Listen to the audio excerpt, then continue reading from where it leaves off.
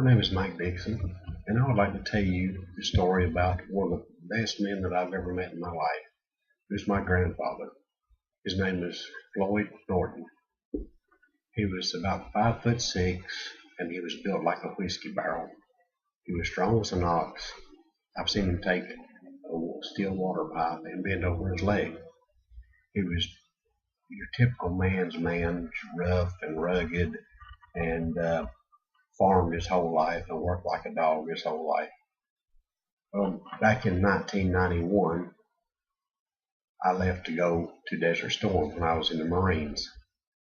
And I left that man sitting under his elm tree in his yard with tears running down his cheeks with the thought of his grandson going off to war.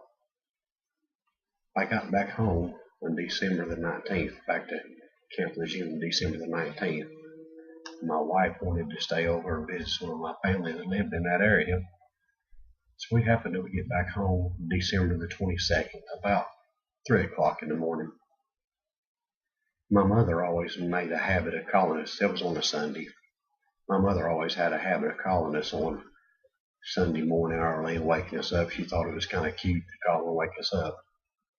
Well, the phone rings about 7:30 Sunday morning, and my wife runs in there, and I hear her say, "What's wrong, Charlene?" And I know right then something happened to my grandfather.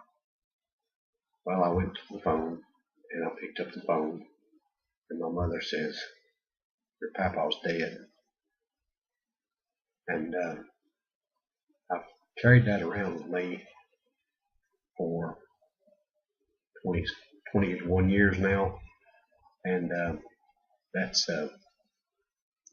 I think about the last time that I saw my grandfather, that I made him cry, and I never got to see him again until he was already dead.